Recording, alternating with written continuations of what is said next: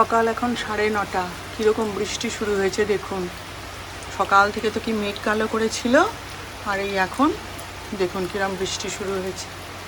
তাও যা আমার কাজের লোকেরা সব কাজ করে দিয়ে গেছে বাবা, ওই একটা শান্তি। না হলে যে এক্ষুনি আমাকে ওই সব নিয়ে বসতে হতো। মা দেখছেন পুজো করতে করতে পালিয়ে গেছে বৃষ্টি শুরু হতে। কী ওয়েদার বলুন তো, এসব বৃষ্টি বৃষ্টি না একদম ভাল লাগে না। ওই দেখুন ওইখানে দেখা যাচ্ছে কীরকম বৃষ্টি হচ্ছে, দেখুন ঘরের মধ্যে আলো জ্বালিয়ে জ্বালিয়ে কাজ করতে হচ্ছে, কি অবস্থা।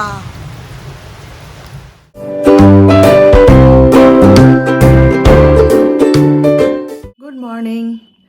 তো আশা করি আপনারা সবাই ভালো আছেন, আমিও ভালো আছি।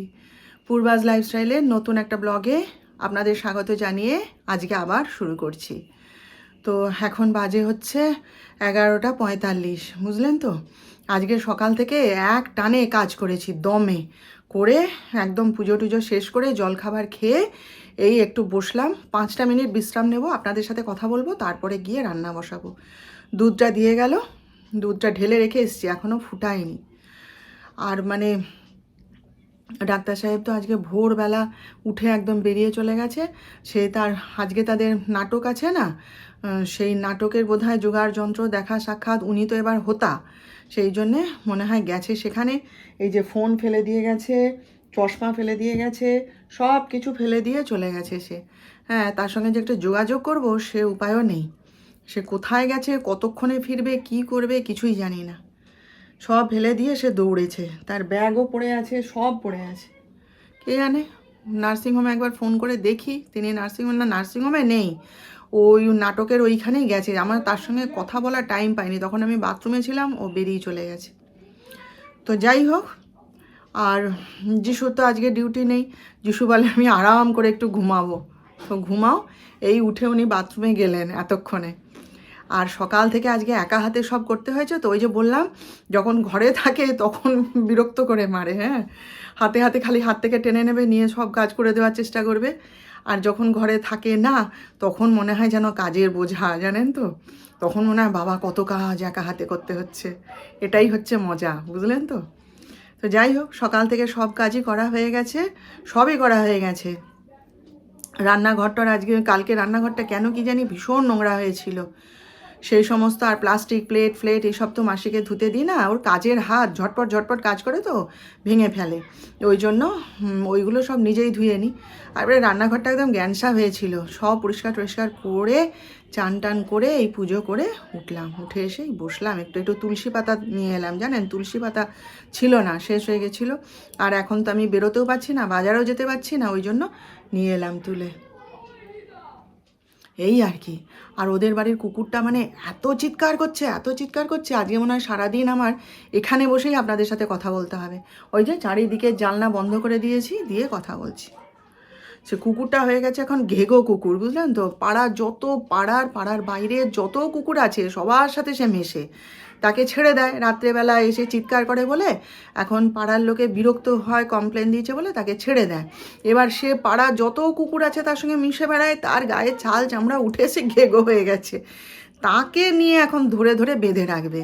সে এখন অন্য কুকুরের সঙ্গে চলে যায়, হ্যাঁ, সে তাকে ধরে নিয়ে বেঁধে বেঁধে রেখে দেবে, দিয়ে এবার নিজেরা বাইরে বেরিয়ে চলে যাবে। আর ভাই চিৎকার করে মাথা খারাপ করে দিচ্ছে সকাল থেকে। কি করব বলুন, জানলা না খুলেও কি থাকতে পারা যায় বলুন তো। জানলা বন্ধ করে করে আমি কত থাকবো, আমি তো পাগল হয়ে যাব ওরকম করে। সব সময় যদি আমি জানলা বন্ধ করে থাকতে হয়, সেই জন্যে এই ঘরে এসে বসে কথা বলছি। আর দেখি রান্নাঘরে রান্না করতে করতে যদি কথা বলা যায়, নইলে আজকে মনে হয় না আর কোনো ঘরে কথা বলতে পারবো। যাকগে, চলুন আপনারা সঙ্গে থাকুন। আজকের ব্লগটা এখান থেকে শুরু করলাম, আপনারা সঙ্গে থাকুন দেখতে। কী কী রান্না করলাম একবার দেখিয়ে দিই। রান্না করতে করতে আজকে আর আপনাদের সঙ্গে কথা বলতে পারিনি, তাড়াহুড়ো ছিল, তাড়াতাড়ি খেতে আসবে। এই যে বেগুন ভাজা, আর এখানে হচ্ছে এই যে একটা সবজি বানিয়েছিলাম আর কি, শিম বেগুন ওলকপি ডাঁটা বরবটি সব দিয়ে একটা আলু ছাড়া বানিয়ে নিয়েছি, একবারে আমিও খেয়ে নেব। আর এখানে হচ্ছে এই যে লাউ দিয়ে মুগের ডাল। হ্যাঁ, আর যিশু তো এই তরকারি খাবে না, ওকে তো দিয়ে লাভ নেই, ওই জন্য এই যে যিশুর জন্যে কাঁচকলা, তারপরে কুমড়ো, আলু সব দিয়ে একটা সবজি বানিয়ে দিয়েছি। এই যে ব্যাস, এই আজকে রান্না করেছি। যিশু বলছে একটু পাঁপড় ভেজে দেবে না খাওয়ার সময়, আমি আচ্ছা ঠিক আছে তাই হবে। আর ডাক্তার সাহেবের তো খাওয়া হয়ে গেছে, গিয়ে ওই যে বললাম কাজে বসেছে এখন। ওই দেখুন নাটকের কাজকর্ম সেরে এসে ভাত ঠাত খেয়ে এবার এই যে বসা হয়েছে সব ড্রেস ইস্ত্রি করে নিতে। বিকেলবেলায় নাটক আছে, যাবে, তাই নাটকে যা ড্রেস লাগবে সব এসব ইস্ত্রি করা হচ্ছে। Good afternoon. তো এখন একটুখানি চা খেতে এসছি। এই যে দেখুন, ঘুম তো হলোই না, ভাত খেয়ে উঠে চুপচাপ বসেছিলাম। ডাক্তার সাহেব তো সে নাটকের জন্য বেরিয়ে গেলেন। সে নিজেই ইস্ত্রি টিস্ত্রি জামা কাপড় করে নিল, কোন জামা পরবে তার জন্য 10 বার ধরে ট্রায়াল দেওয়া হলো ড্রেসিং টেবিলের সামনে দাঁড়িয়ে। তারপরে কোন ড্রেসটা পরে বেশি ভালো লাগছে সেটা আমাদের সবাইকে দেখানো হলো, ছেলেকে দেখানো হলো, নিজের ভাইকে দেখানো হলো। সবাই মিলে মতামত দিল যে না এই পোশাকে ভালো লাগছে, ওই পোশাকে ভালো লাগছে। এই যে কিছুদিন আগে যে নাটকটা করলো না মিস্টার কাকাতুয়া, সেইটারই মানে রিপিট টেলিকাস্ট আর কি। আবার ওই যে আমাদের এখানে বিশ্বাস বলে একটা জায়গা আছে, গ্রামগঞ্জ এলাকা আর কি, তো সেইখান থেকে তাদের কি প্রাইজ ডিস্ট্রিবিউশনের কি অনুষ্ঠান হবে, তাতে মানে বিভিন্ন নাটক দল আসছে, সেইখানে এদেরকেও ইনভাইট করেছে আর কি। সেই সব গেছে, যেটুকু আমি শুনলাম সেটাই। তো সেইখানে এদের নাটক হবে, তো গেছে।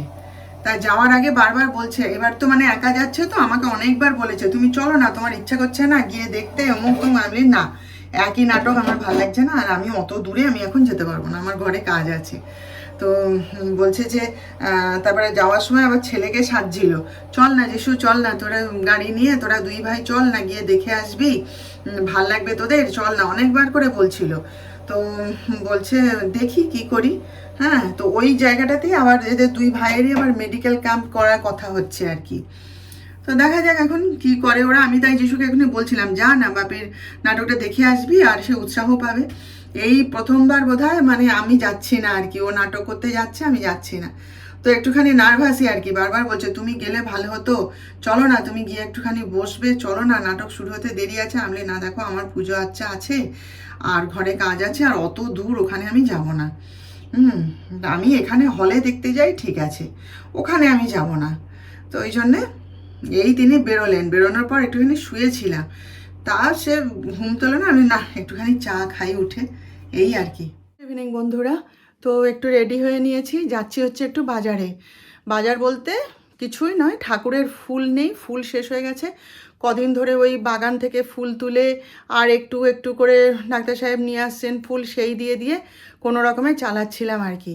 তো এখন তো ঘরে কেউ নেই, যিশুও বেরিয়ে গেল নার্সিংহোমে, আর ডাক্তার সাহেব তো বেরিয়ে গেছেন, তো সেই জন্যে ঘরে একাই আছি। তো ভাবলাম যে সন্ধ্যা দেবো যখন 6টা 6:30, এখন তো ওই 5:30 5:40 বাজে, একটু যাই, গিয়ে আমি নিজেই ঠাকুরের ফুলটা নিয়ে আসি। আরও একটু টুকিটাকি জিনিসপত্র আনার আছে, একবারে নিয়ে আসি, একটু বাইরে বেরোনোও হবে, সেজন্যেই যাচ্ছি।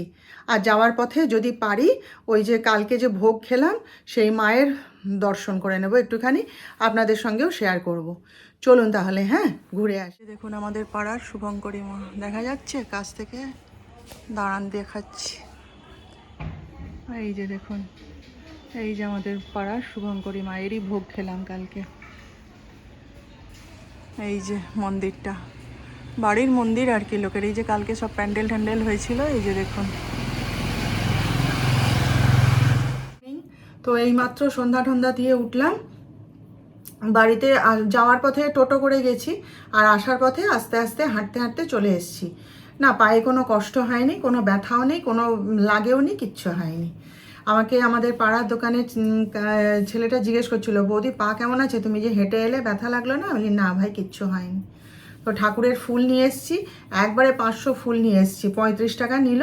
আমি বলি আমাকে দিয়ে দাও, তুলসী পাতা, বেল পাতা, তারপরে ঠাকুরের পান সব এনে রেখে দিয়েছি। আবার যদি বেরোতে না পারি কাকে সাধতে যাব বলুন।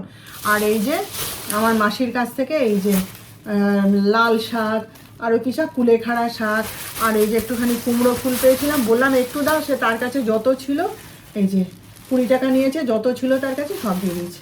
মাসের ওইটাই স্বভাব, মাসে একদম মানে গেলে পরেই ভোরে একদম যা থাকবে সব দিয়ে দেবে। এই আমার মাছলি মাসিটিও তাই, আর এই মাসিও তাই। আর যিশুর ঘরের গুড নাইটের অয়েলটা শেষ হয়ে গেছিলো, সেইটা দুটো এনে দিয়েছি। নিয়ে এসে এই সন্ধ্যা টন্ধা দিলাম, পুজো টুজো দিয়ে উঠলাম। আর এই যিশু এসে ঘরে ঢুকলো, ওর গাড়ি ধোয়ার জন্য একটা পাইপ কিনে এনেছে, সে দেখাচ্ছিল আমাকে।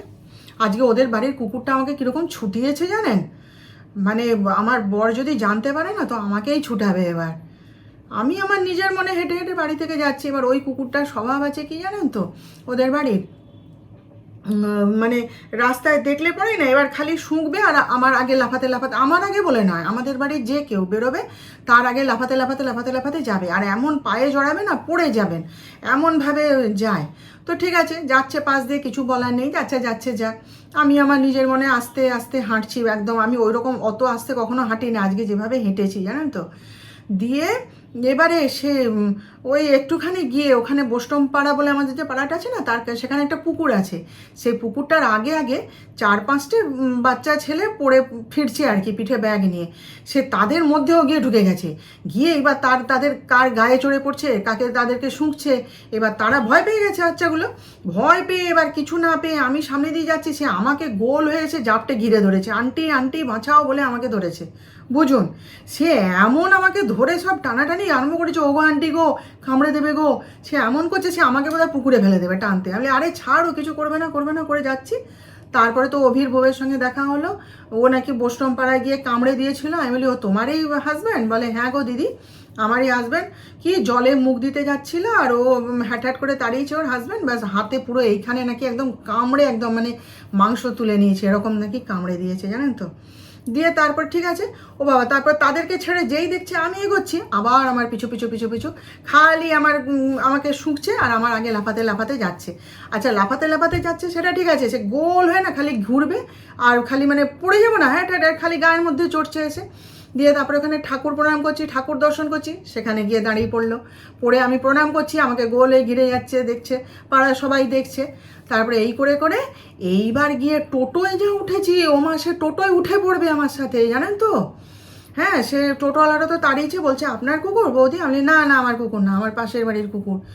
ও বাবা, এবার সে টোটো চলছে, সে টোটোর পাশে পাশে পাশে পাশে দৌড়চ্ছে, বুঝুন। ও কুকুরটা ওই রকম জ্বালায় ও জানেন তো। আর সে খালি টোটোতে উঠে পড়বে। এবার টোটোওয়ালা শুধু হ্যাট হ্যাট করছে, লাঠি দিয়ে তাড়ায়, সে কিছুতেই যাবে না। তারপরে আমি বলি বাবা একে আমার ভীষণ ভয় করে, কামড়ে টামড়ে দেবে নাকি, চারিদিকে শুনছি এ কামড়ে দিচ্ছে।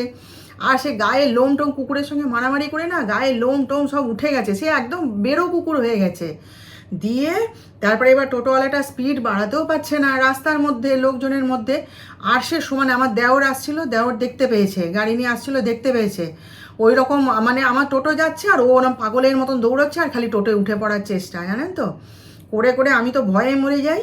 দিয়ে আমি তো মহা বিপদে পড়লাম রে বাবা, একে পা নিয়ে সাবধানে যাচ্ছি আমি। তারপরে ওই হ্যামিল্টন স্কুলের কাছে ওইখানটায় গেছে, গিয়ে ওখানে 3-4টে বড় বড় কালু ভুলু রয়েছে, এই ইয়া মোটা মোটা স্বাস্থ্য, এবার সবাই মিলে ওকে ঘিরে ধরেছে। আমি বলি এইবার ঠিক হয়েছে, এইবার তো ঠিক হয়েছে, পিছু পিছু আসা তো। তার পিছন ফিরে দেখি সবাই মিলে ওকে জাপটে ধরে বেদম মানে মারবে বলে এ করছে। আর ও সে ল্যাজ ট্যাজ গুটিয়ে দাঁত খিচিয়ে দাঁড়িয়ে আছে। আমি এইবার পাড়া থেকে বেরো, এইবার দেবে তোকে। দিয়ে তারপরে জানি না বাড়ি চলে এসছে মনে হয়, আবার এসে দেখছি আবার এখানে হাউ হাউ করে আবার সেই চিৎকার করে যাচ্ছে। মানে পাড়ার একটা ত্রাস হয়ে গেছে জানেন তো। মাঝখানে কদিন একটু চুপ ছিল, শান্তিতে ছিলাম, আবার অত্যাচার আরম্ভ করেছে, কাকে কামড়ে দিচ্ছে, কাকে এ করে দিচ্ছে।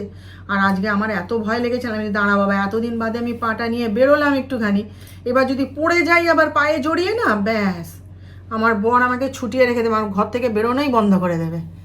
কি জ্বালা বলুন দেখিনি। হ্যাঁ, একটু সন্ধ্যার চাটা খাই, একটু কি খাবো দেখি, যিশুকে তো বললাম পাউরুটি খেতে, আর আমি একটু দেখি উপমা সুজির বানিয়ে নিয়ে চা দিয়ে খেয়ে নিই, খিদেও পেয়েছে। চলুন তাহলে, হ্যাঁ পরে আবার কথা। চলুন বন্ধুরা, রান্নাবান্না শুরু করে দিয়েছি, 10টা 5 বাজে। তো এই সিরিয়াল দেখতে দেখতেই রান্না শুরু করে দিয়েছি। অনেক রকমের রান্না তো হবে জানেনই তো আপনারা। তো ওদের এমনি রুটি আর ডিমের ঝোল করে দেবো, আর আমার খাবারটা করতে হবে। তো ডাক্তার সাহেব তো এখনও আসেনি, আর ফোনও করিনি, ফোন করে লাভ নেই, কারণ এখন স্টেজে আছে না কোথায় আছে কি ব্যাপার ডিস্টার্ব হবে। আর বাড়ি থেকে কেউ দেখতেও যায়নি, জানেন তো, আসলে অনেকটা দূর তো, সবাই টায়ার্ড, সবাই বাড়ি ঢুকে চুপচাপ বসে গেছে, বলে দূর যাব না। দিয়ে তারপরে আসুক, দেখি এখন কখন আসবে জানি না, আমি চটপট রান্নাটা সেরে নিই। তো চলুন তাহলে আজকের মতন এখানেই রেখে দিলাম, কালকে আবার দেখা হবে নতুন ব্লগে নতুন কোনো বিষয় নিয়ে। আপনারা সবাই ভালো থাকবেন, আর আমার ভিডিওটা যদি ভালো লেগে থাকে তাহলে প্লিজ একটা লাইক, শেয়ার ও সাবস্ক্রাইব অবশ্য করে দেবেন।